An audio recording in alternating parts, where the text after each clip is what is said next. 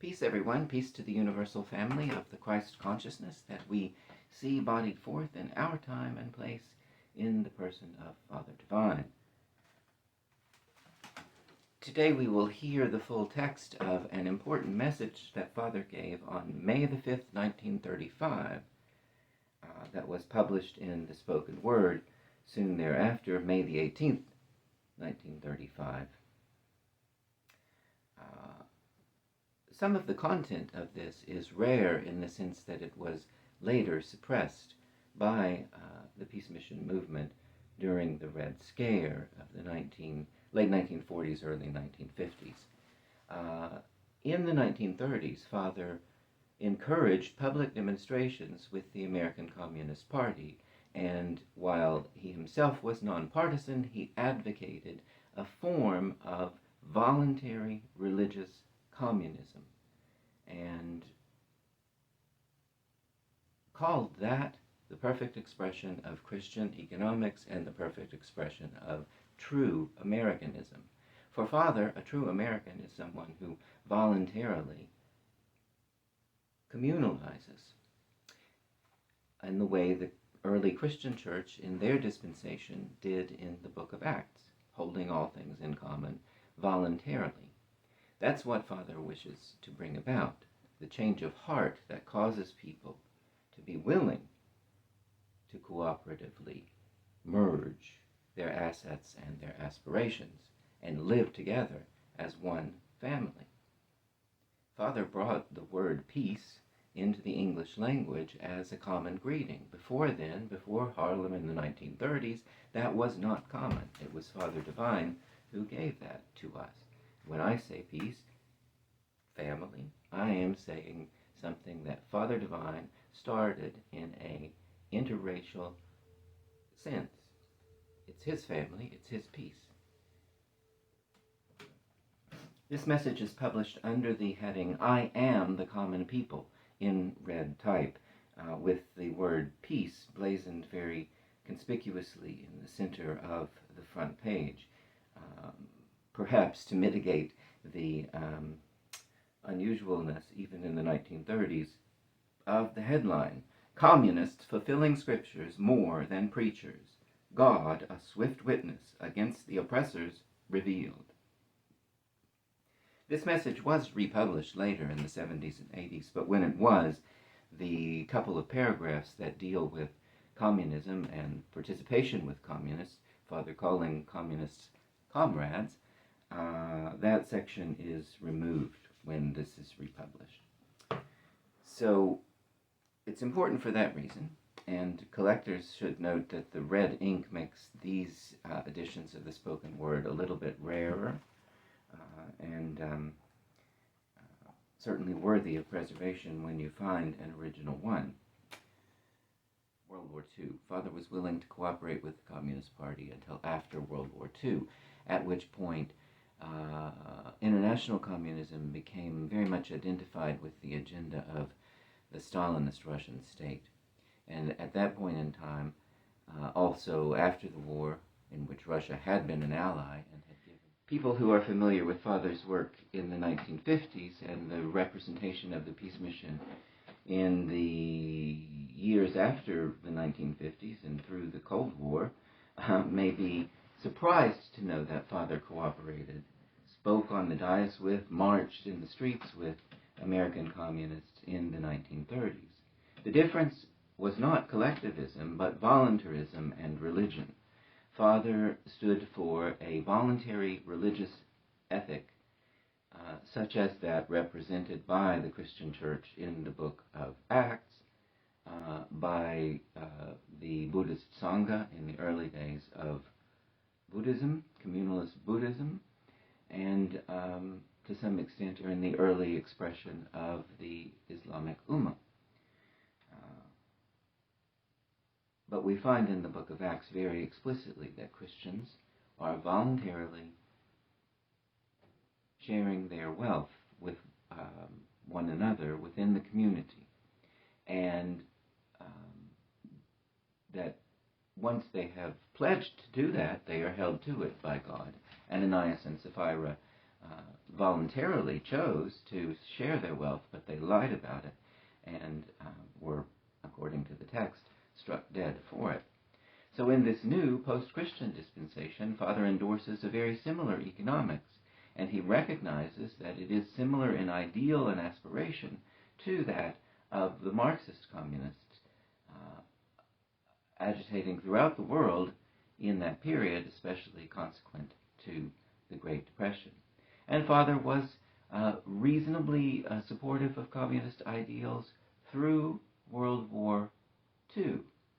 Of course, Russia, Stalinist Russia, was a major ally in World War II and gave the most life and treasure to defeating the Nazis. More than 20 million Russians perished fighting Hitler, and are the reason Hitler was defeated.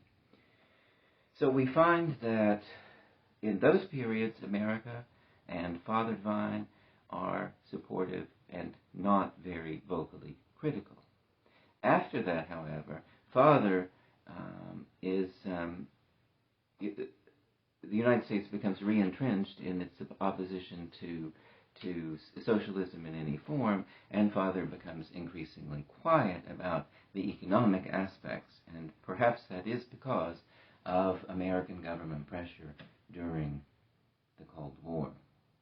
But Father never endorsed Soviet Stalinist communism. He never. The two things that concerned Father most about Stalinist communism were unfriendliness or hostility to religious liberty. Father considers religious liberty to be one of the most important social virtues, and the lack of voluntary choice in converting society to collectivism.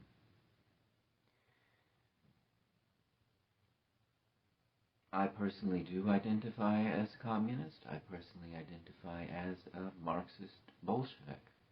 I don't know that voluntarism will save the world. The peace mission has essentially folded and failed as an economic collective over time. But it does certainly show what is possible when tens of thousands of people voluntarily merge their resources and their aspirations and live together, work together as one family, trying to show something better in this world. Father Divine is on record saying, "The communism I am representing is not the foreign communism of some foreign nation. The communism I am representing is the perfect communism according to the gospel of Jesus Christ, which is the true form of the expression of true Americanism." I hope in subsequent days and weeks to post more messages about Father's ideas, and in which he uses the word communism and speaks favorably of economic collectivism. And indeed, like Jesus to the rich young man, asserts that voluntarily surrendering wealth to the social good is prerequisite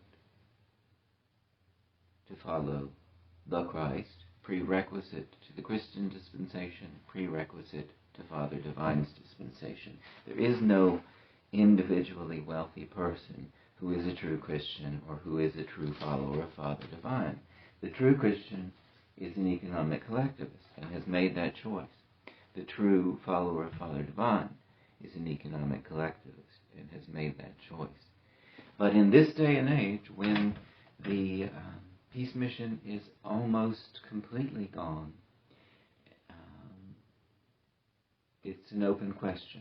If someone is drawn to Father Divine spiritually, how do they live? Do they live in a collectivist house? Do they aspire to purchase a farm and open a commune of some sort? What do they do?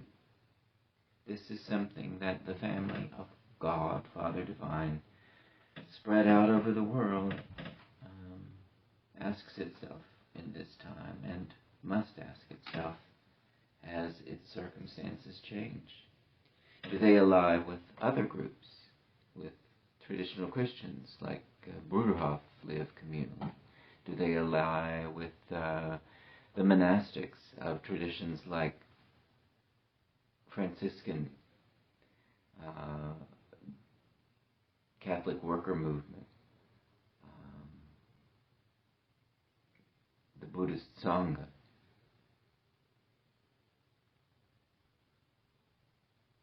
Open questions, but the model is definitely collectivist and as voluntary as possible.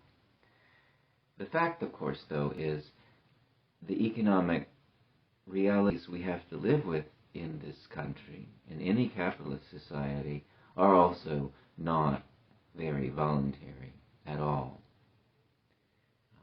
So Father wants a system that allows voluntary choice, and I would say one that increases choice over what we have historically had.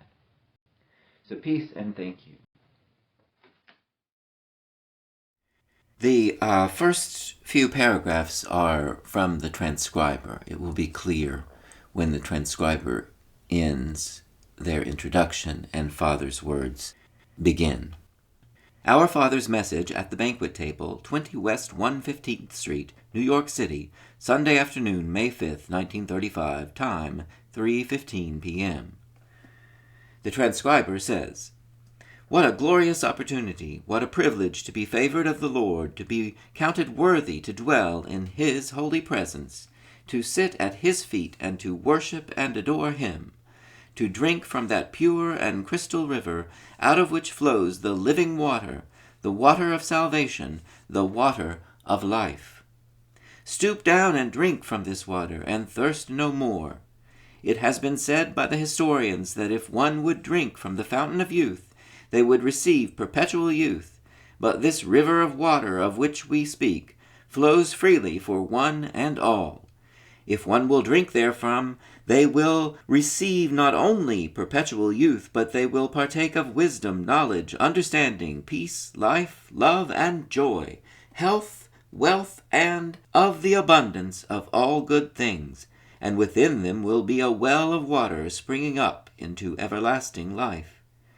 As many as partake of this water, just so many will lose all their guilty stains, as was said by one of Christendom's writers, and as the masses continue to trouble the pool, so will humanity, as it loses mortality, be unrestricted by gravitation, and by the Spirit of Christ that dwells within them, they will overcome every difficulty, every adversity, and every opposition, until they shall have left the plains of mortality, and ascend to the materialized spiritual plane, where Christ in them will have the victory over every adverse condition. From time immemorial, the common people, the laboring people, the widow, the orphan, the hireling, the masses of the people have cried out for relief from their yoke of bondage. They have pleaded for righteousness, justice, and truth, but of no avail. They have prayed in their churches and petitioned in their synagogues to God to deliver them from their oppressors.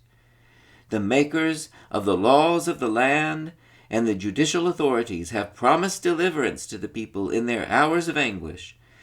But after their confidence was won, and the individual or individuals representing the people in mass had obtained their selfish and personal rewards, they seemingly invariably forgot their promises and their obligations to the people, and they found themselves in the same conditions in which they were before the making of great promises by the politicians and others who have been vested with such power. Hence the poor, the needy, and the deserving went about their daily tasks, always hoping against hope that God would in some miraculous way bring them the deliverance which they sought, which was promised them, and for which they prayed. Some of the people who were not religiously inclined gave up hope, and they simply existed and performed their duties as a matter of course and as a matter of form. They had come to be reconciled to the present conditions, although they did not favor them. It takes God, and only God, to denounce the wickedness of man, to destroy the kingdoms of the world, and to establish a righteous government and the kingdom of heaven on this earth plane.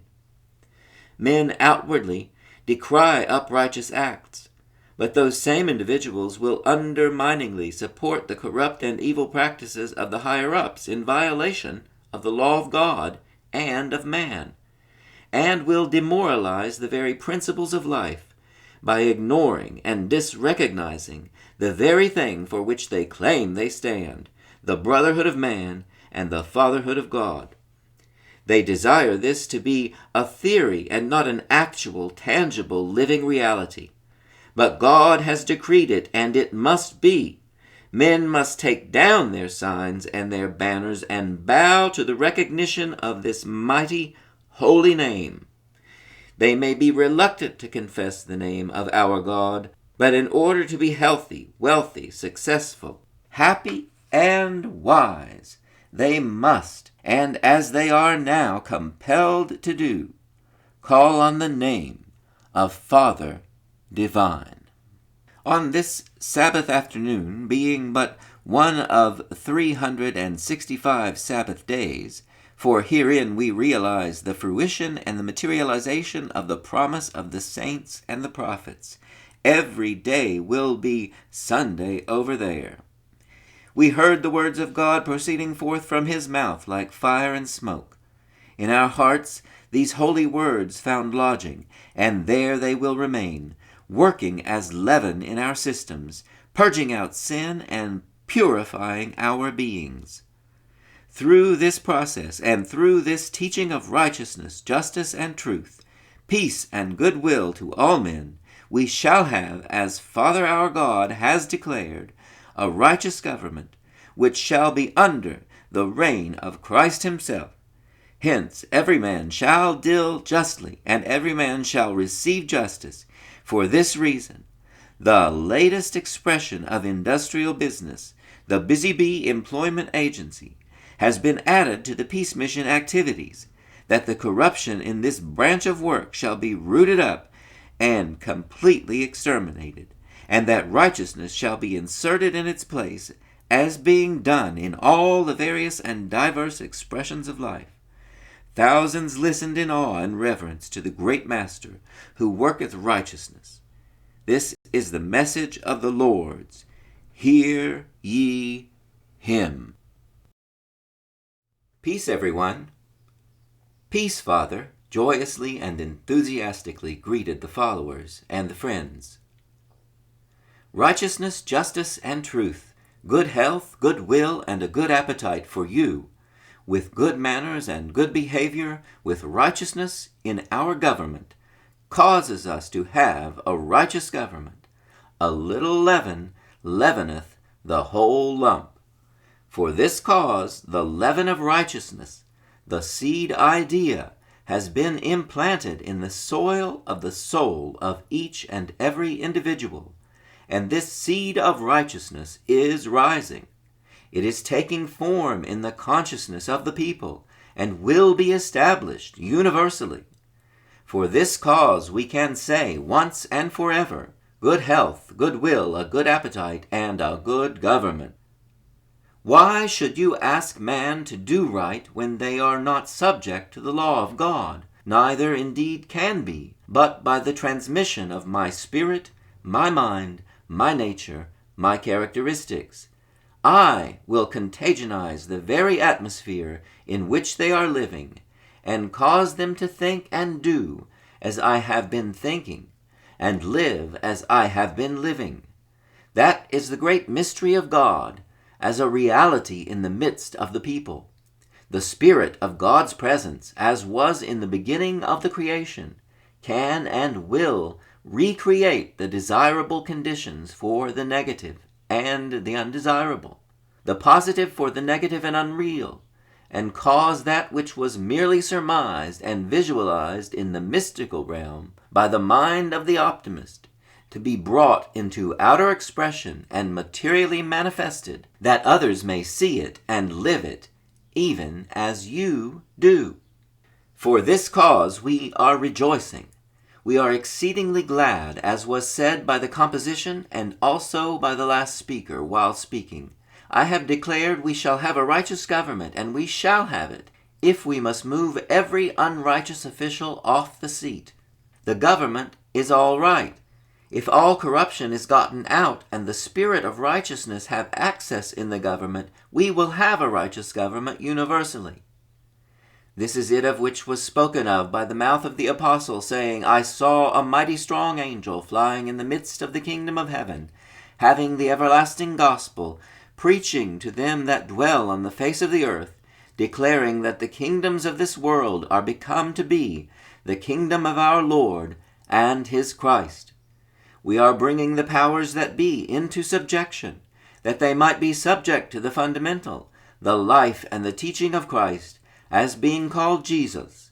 Therefore, we will have a righteous government. It is such a privilege to know that this movement under this jurisdiction is the foundation of the righteous government universally. For the religions of our day had lost sight of the mystery of the omnipotence and omnipresence of God, and looked upon God as something mystical and imaginary. The religions of our day had looked upon the work of God as being in the mystical realm. God would reign alone and have access only in the mystical, imaginary heaven some place. It is indeed wonderful, but as I said the other day, I am here to let you know that place which the religions call heaven, just above the sky, is nowhere and is nothing, but everywhere where there is nothing. That is the mystery of the sky. It is indeed wonderful. But from your fondest imaginations concerning the mystical and imaginary heaven, I have brought down the conscious realization of that imaginary heaven. I have brought the essence of life and of that heaven to the earth plane, and I have materialized both it and them, and caused it to be a reality, and no longer an imagination. You cannot imagine as you have been imagining. Your imaginations now have become to be false in your conscious realization, for your conscious realization, with the omnilucence of God's understanding, turns all of your fondest imaginations into darkness. No longer observing that as mystical, no longer discerning in the mystical realm or region, but in the here and now, we are bringing forth into actuality that which you have surmised, and that which was and still is in the mystical imaginary heaven above the sky has gone into oblivion. It is true, corroborated the hearers. It is indeed wonderful. I am dispelling your fondest imagination concerning that mystical and imaginary heaven above the sky. The first heaven and the first earth have passed away, and I have recreated it, in other words, created a new heaven and a new earth wherein dwelleth righteousness. Therefore I say, we shall have a righteous government, and the governments of our present civilization, as mankind advances into the light of spiritual understanding, will be the kingdom of our God and his Christ. This is the place wherein Christ was to reign. It is the place he came, the place that he was to come, and the place he came again. It is indeed wonderful. All of your imaginations through the prophecies of the prophets, through all of the prophetic age, God, by the Spirit of His presence, not by the spirit of His absence, but by the Spirit of His presence, was revealing and predicting that which would come to pass in the last days. It is coming to pass. It is being fulfilled now. You can see and you can hear, for God is here with you. As a standard that has been lifted up, as a principle that every individual must come to, every person, every nation, every language, and every people, they all must accept of this fundamental and bring themselves into subjection, whether they are religious or non-religious, or else they all will be failures. Why is it? It is because the victory is in this fundamental, in this recognition, and the omnipotence of the omnipotent is here, and they cannot exist without it. It is indeed wonderful. All wisdom, all knowledge, and all understanding is in and under the name of God, of whom you say, I am. Applause. There is no hope of redemption. There is no hope of victory over adversity. There is no hope of victory over your difficulty, saving through and by the recognition of the fundamental of whom you say, I am. This recognition carries within itself the omniscience of the omniscient. It is indeed wonderful, and carries within itself the omnipotence of the omnipotent.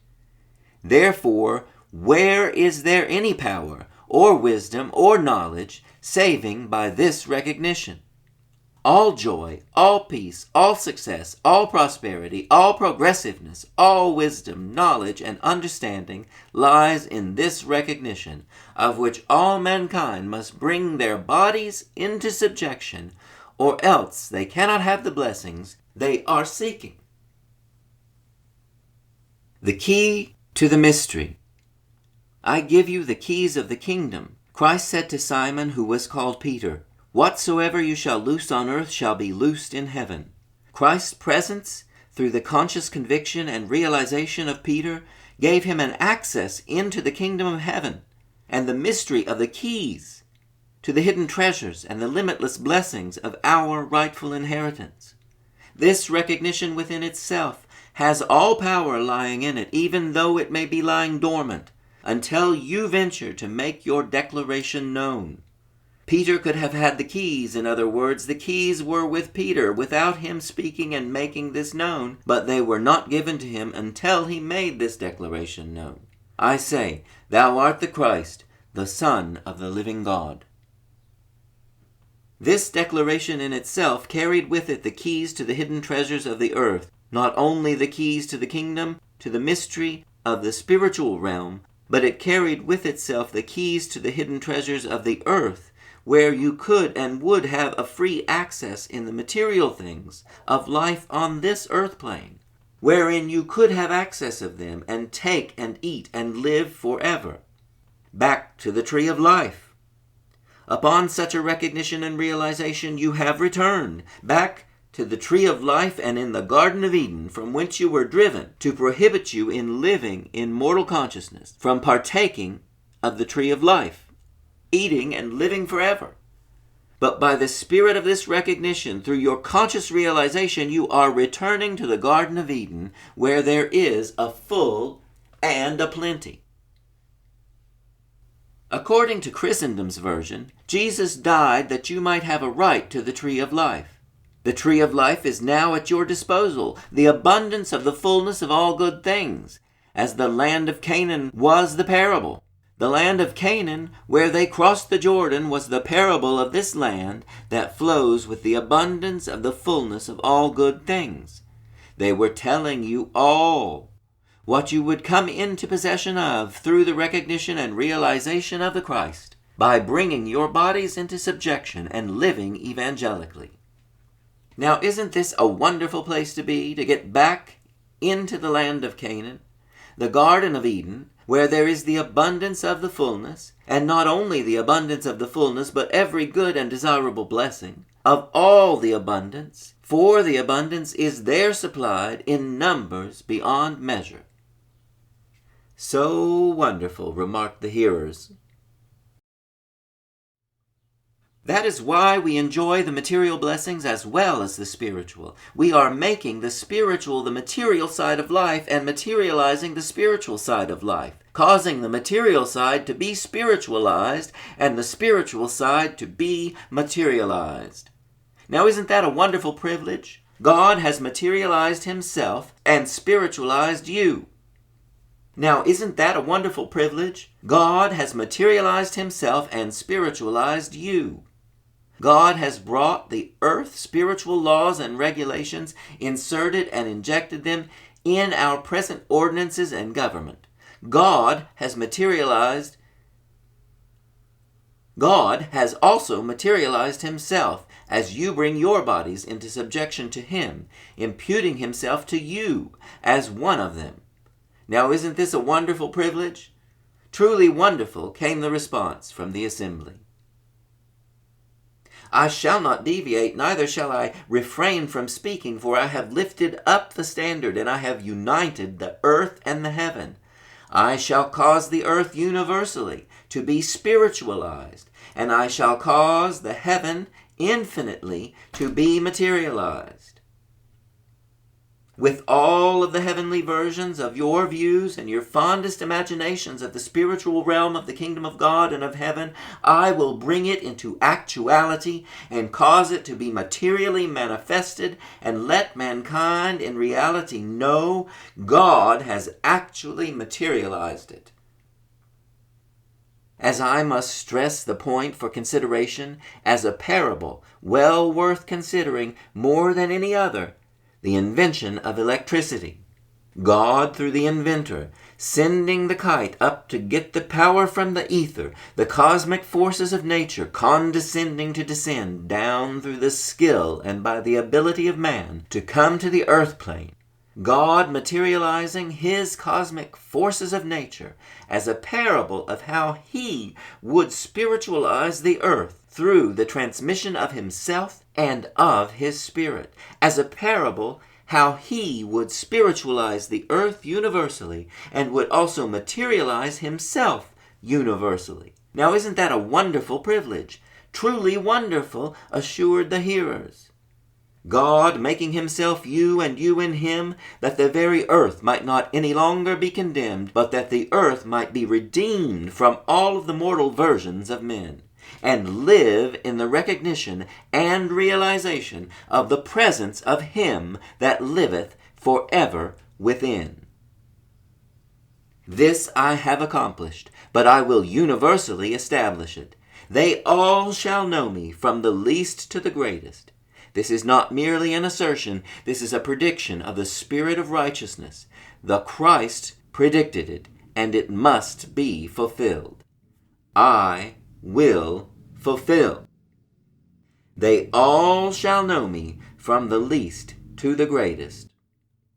Do you not see the insignificant, yea, the illiterate and ignorant have known me firstly? You know it is true. Your heart says it is true. I command your spirit to say it is true.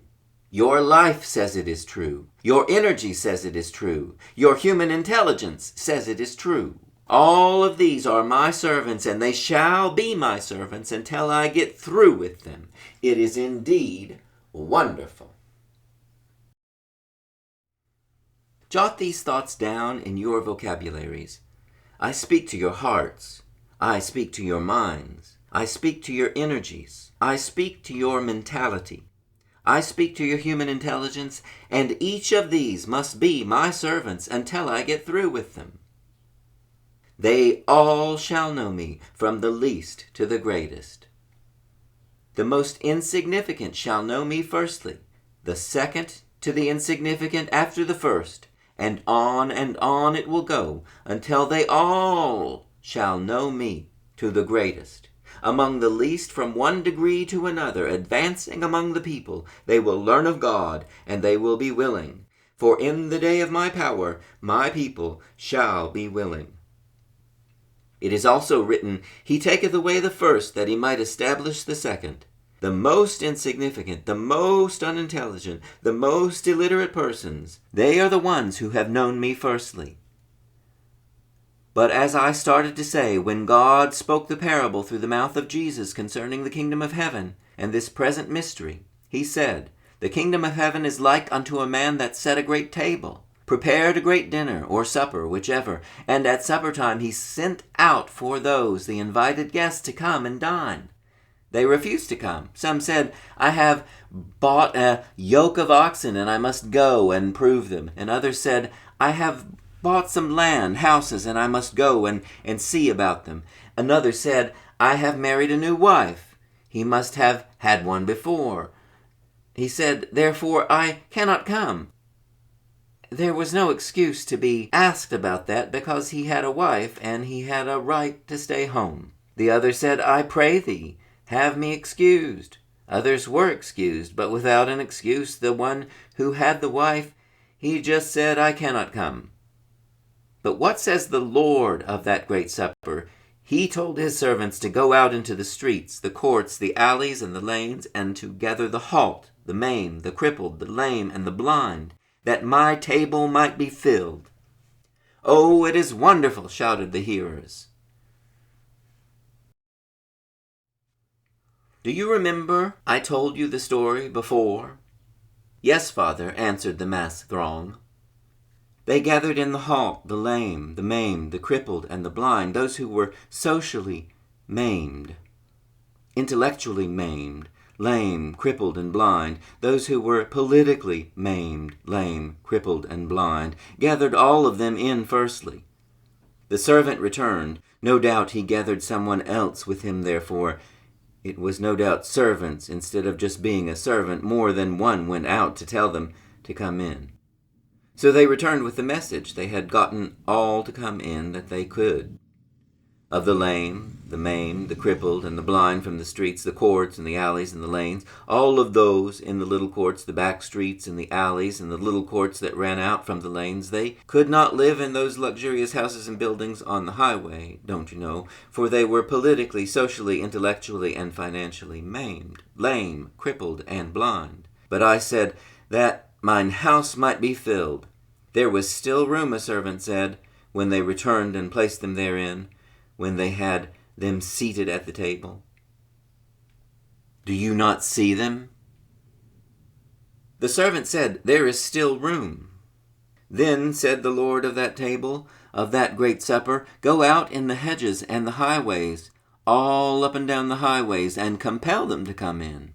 Those who are living, as are commonly known as the higher-ups, commonly known as the wealthy people, commonly known as the professionals, commonly known as the intellectuals, commonly known as the politicians, commonly known as the diplomats, compel them to come in, that my table might be filled. This was the message, and so it is. They all shall know me, from the least to the greatest, but remember, every knee must bow and every tongue must confess that there is a reality in what I am telling you, and a reality in what I am showing you.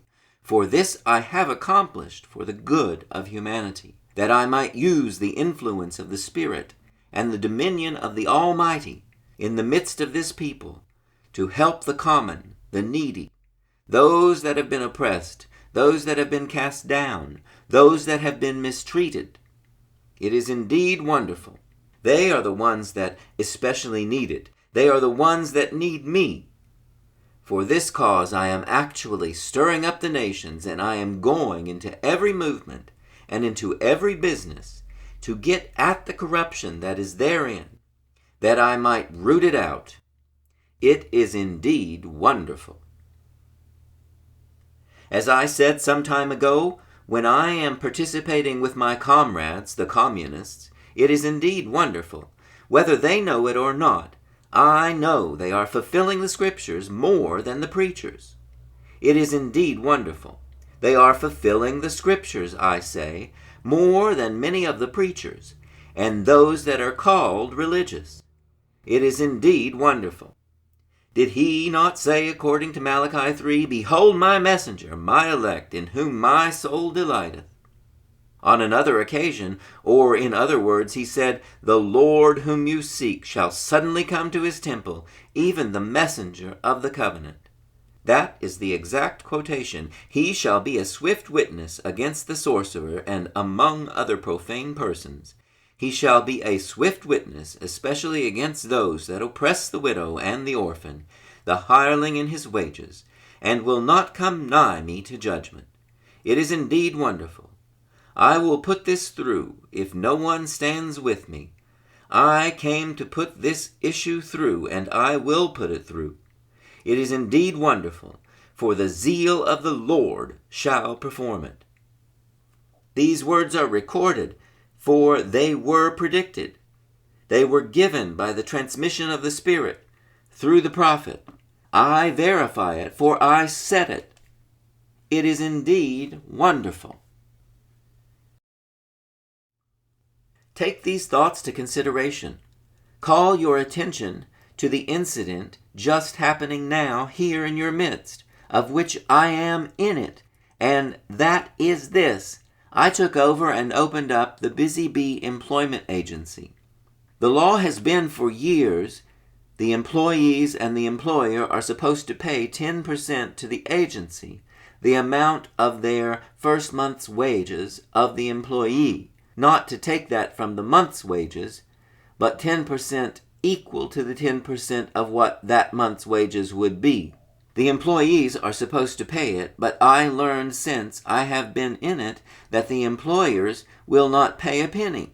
They have been forcing the employees to pay their 10% and the employers not pay anything.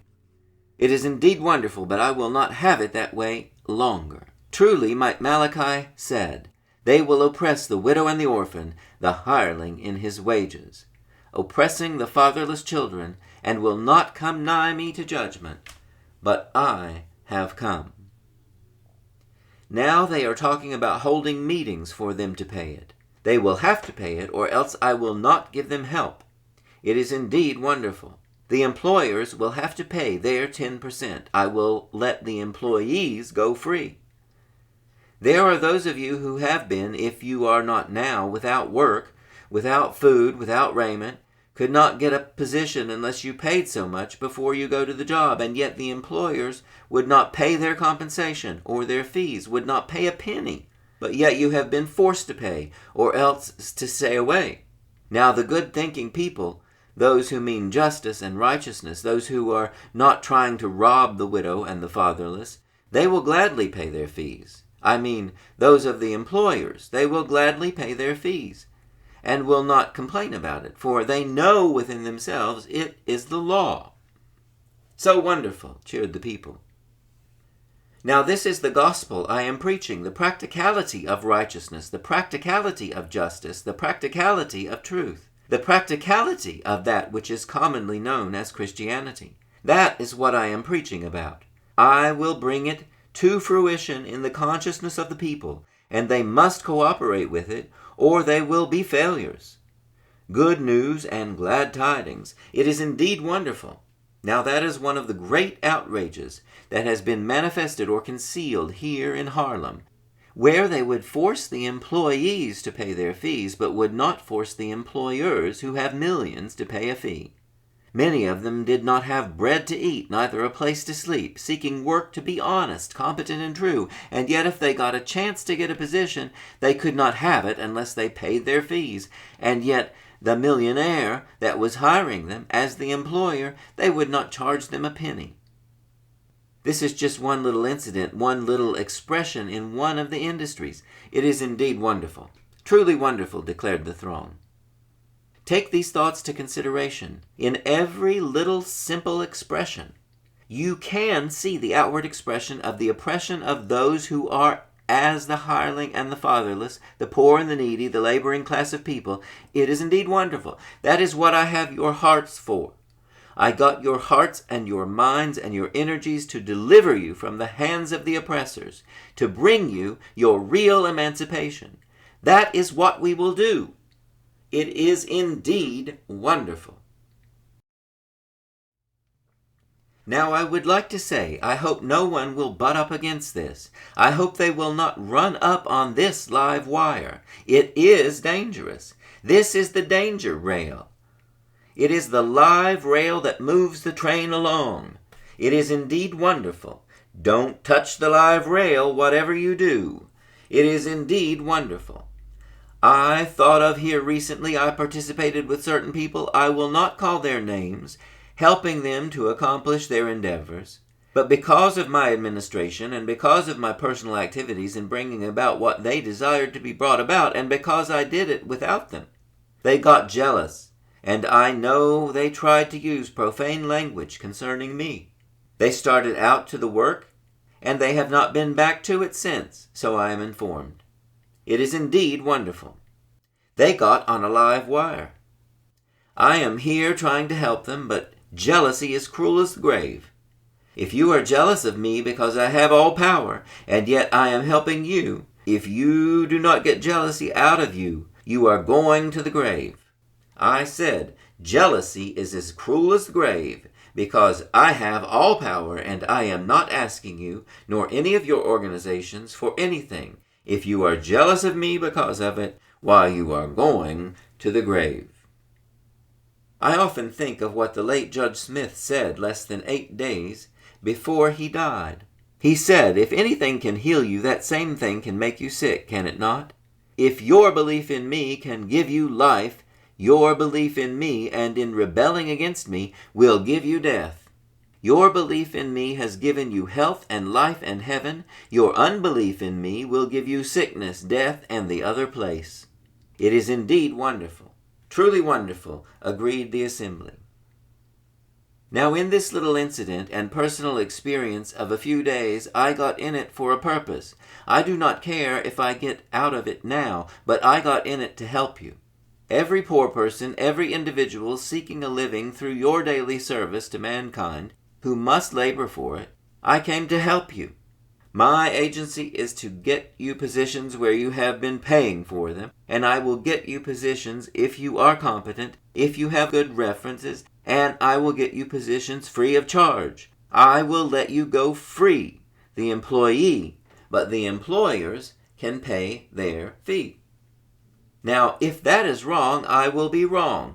I am the common people. I said I am the common people. That is why I have said and still am saying at times, here you are and there I am. There I sit and here you stand.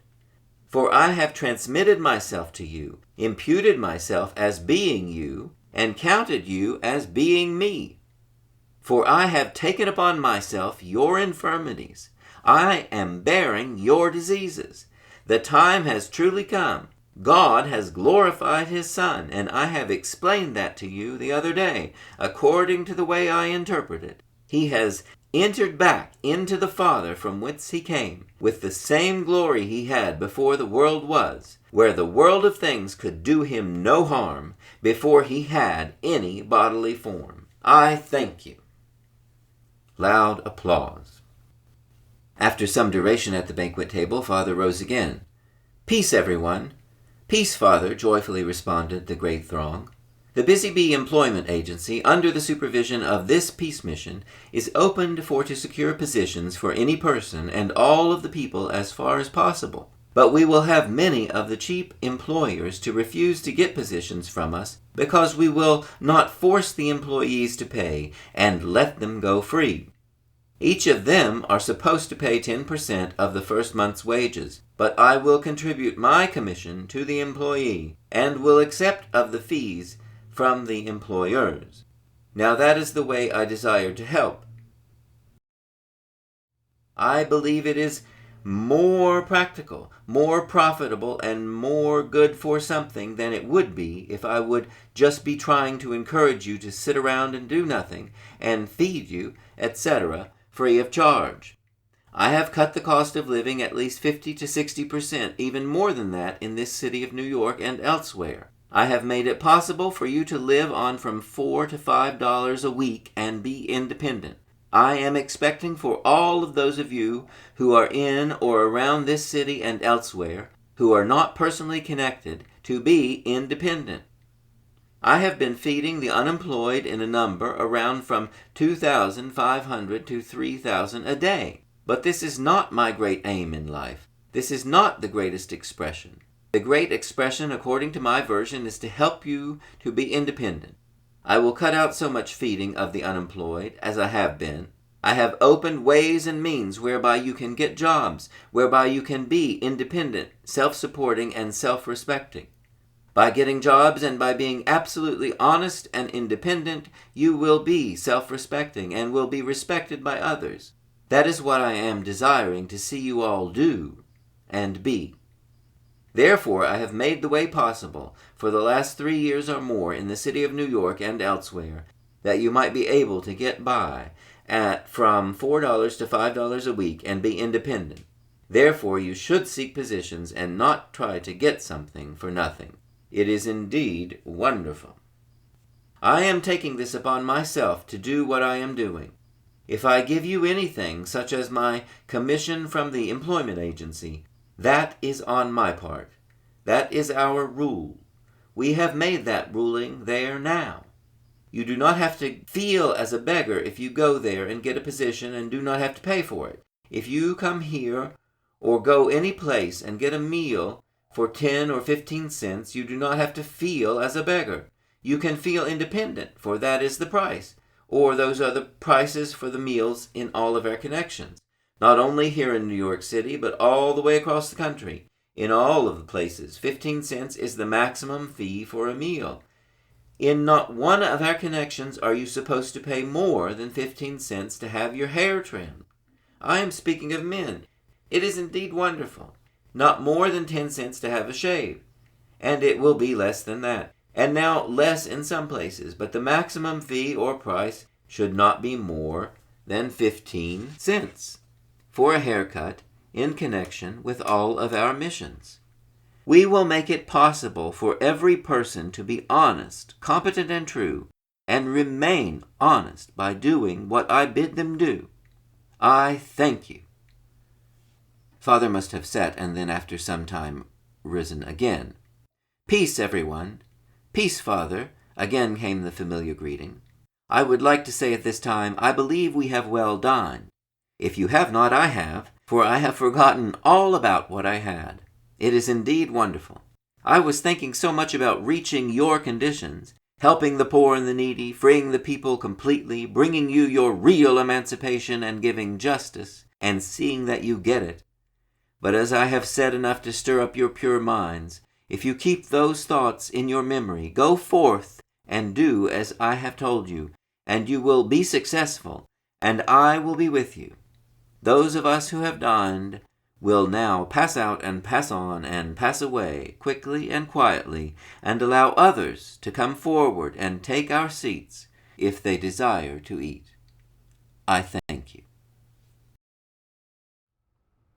On May the 4th, 1935, ADFD, Father Divine said, "You know the reason why the majority of the people have ignored, lots of the people have ignored, the religions? Because they teach you something about heaven and will not treat one another right here. The communists, they realize that I am doing what they are endeavoring to do. I have brought about the universal expression of the brotherhood of man. I have unified all nations together as one. I am lifting up the laboring class of people. I am helping those that need it. That's what's the matter. And the mortal mind, the prejudiced people that oppose this, they are stirred because they know if I endorse any movement, I will put them over the top. I will convert and add to the number daily, and everyone that is converted to my version, they are converted to my activities, they are converted to the direction I am going, politically as well as religiously. Now, is not that wonderful? Although I have not said I am representing a special party, this movement is nonpartisan. It is representing the fundamentals of life for all people. I will have some from every party, from all of the religions, and from all of the denominations, because I am emphasizing and advocating the fundamental of salvation. That is what it's all about. That is why they all will eventually be dissolved in this recognition, whether they are so-called socialists, communists, Democrats, or Republicans. They all will eventually be dissolved, for I am dumping them all in the melting pot." An unlabeled news clipping from the 1930s says, "In the publication The Spoken Word, Father Divine says, I am not representing any particular party, but we shall have a righteous government, and if I have to use the communists to help me get it, I am going to have it. If the Democrats and Republicans want my support, let them give me something more than the communists offer, and let them prove it immediately. It is almost too late." T.R. Thompson asks, what will our party politicians do about it?